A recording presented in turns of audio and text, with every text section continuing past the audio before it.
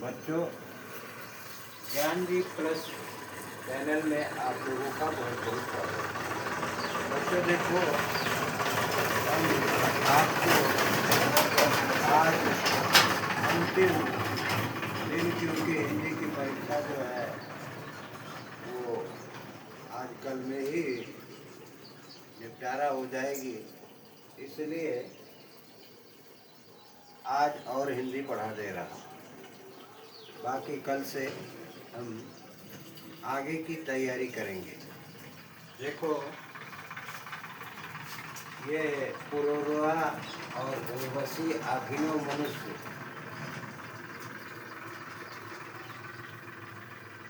नामक पाठ से है। रामधारी सिंह दिनकर इसके रचयिता। पर क्या बोलूं, क्या कहूँ, भ्रांति है देह भाव। मैं मनोदेश की वायु व्यग्र व्याकुल चंचल, अवचेत प्राण की प्रभा चेतन के जल में। मैं रूप रंग रस गंध पूर्ण साकार कमल में।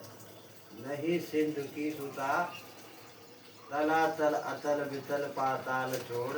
नीले समुद्र को घोर शुभ्र झलमल के फेनांसुक में प्रदीप्त नाचती उर्मियों के सर पर। मैं नहीं महातल से निकली, मैं नहीं गगन की लता। तारकों में पुलकित फूलती हुई मैं ब्योमपुर की बाला।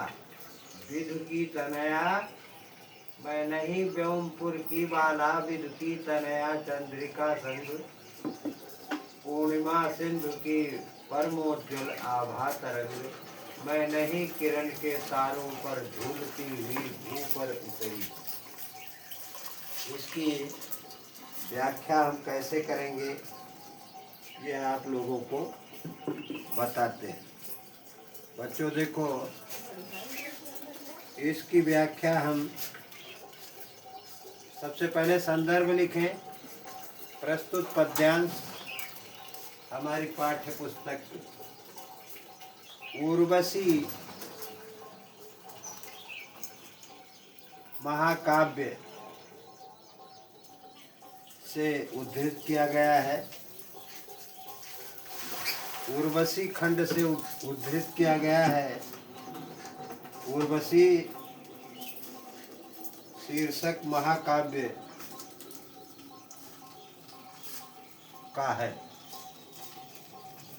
इसके रचयिता रामधारी सिंह दिनकर जी हैं। प्रसंग में लिखेंगे। प्रसंग में क्या लिखेंगे भाई? प्रस्तुत पद्यांश में सरोवर तट पर पुरुरवा का परिचय पाकर उर्वशी भी उसे अपने विषय में बताती। अपने विषय में क्या बता रही है? देखो, प्रस्तुत पद्यांश में उर्वशी पुरुरवा के प्रणय निवेदन का उत्तर देने के बाद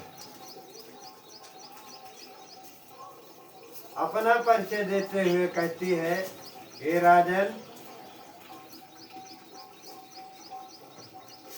मैं अपने मन की बात स्वयं तुमसे कैसे कहूं और क्या कहूं।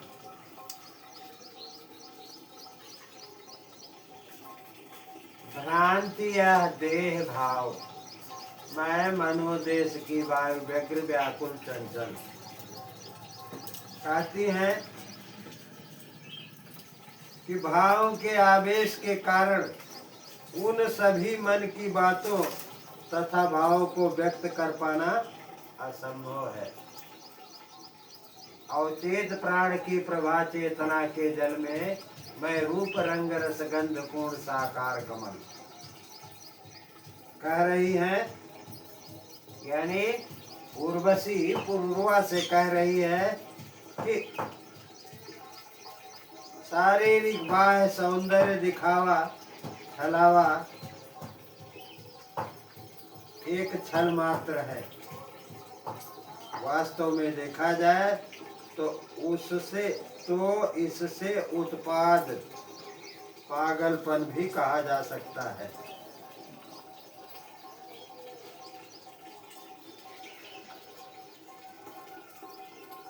और उर्वशी इसके आगे बताती है कि मैं तो वास्तव में काल्पनिक तथा मानसिक देश की उत्कंठा और बेचैनी व्याकुलता से भरी पूरी वायु के समान हूँ।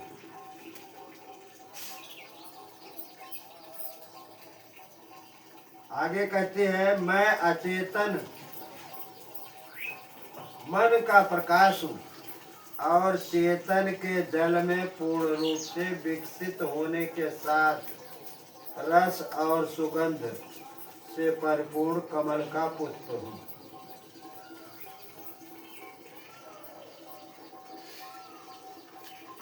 नाचती उर्मियों के सिर पर मैं नहीं महातल से निकली।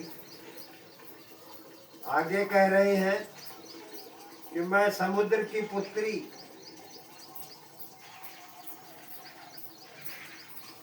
नहीं हूँ। समुद्र की पुत्री कौन है? लक्ष्मी है। तो कह रही है कि मैं लक्ष्मी नहीं हूँ, समुद्र की पुत्री लक्ष्मी नहीं हूँ। मैं पाताल के गर्त को तिरस्कृत करके समुद्र के नीले रंग को छोड़कर प्रकाश में फेन के बारीक रेशमी वस्त्र धारण करके समुद्र की लहरों के मस्तक पर नाचती तथा उत्साहित होती हुई नहीं निकली हूँ। मैं नहीं गगन की लता तारकों में पुलकित फूलती हुई, मैं नहीं व्योमपुर की बाला विधु की तनया चंद्रिका संग पूर्णिमा सिंधु की परमोज्वल आभा तरंग, मैं नहीं किरण के तारों पर झूलती हुई भू पर उतरी।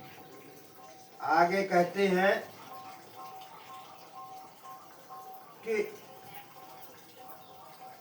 मैं आकाश में तारों के बीच फलने फूलने प्रसन्न होने वाली लता नहीं हूँ और न ही आकाश में स्थित नगर व्योमपुर की सुंदरी हूँ। न तो मैं चांदनी के साथ पृथ्वी पर उतरी हूँ और चंद्रमा की पुत्री हूँ और न ही मैं पूर्णिमा के चांद की अत्यंत उज्जवल किरणों से आकर्षित समुद्र से उठी चंचल तरंग की लहर हूँ। मैं चंद किरण रूपी तारों पर झूलती हुई पृथ्वी पर उतरी किरण भी नहीं हूँ। आशय यह है कि उर्वशी स्वयं को अलौकिक न मानते हुए लौकिक मानती है, जिसका उपयोग मनुष्य द्वारा असंभव। काव्य सौंदर्य इसमें क्या है? इस पद्य में स्वयं के बारे में रहस्य उजागर किया है उर्वशी। कला पक्ष भाषा साहित्यिक खड़ी बोली शैली रचनात्मक छंद मुक्त अलंकार रूपक एवं अनुप्रास गुण प्रसाद शब्द शक्ति लक्षणा रस श्रृंगार, इस तरह से यह पद्य का अर्थ बताना आज से मैं बंद कर रहा हूँ। आगे आप लोगों को आगे की तैयारी कराई जाएगी। जहाँ से भी इस चैनल को देख रहे हैं, आप लोग परिश्रम पूर्वक पढ़ते रहिए, आप लोगों को सफलता अवश्य ही मिलेगी। धन्यवाद।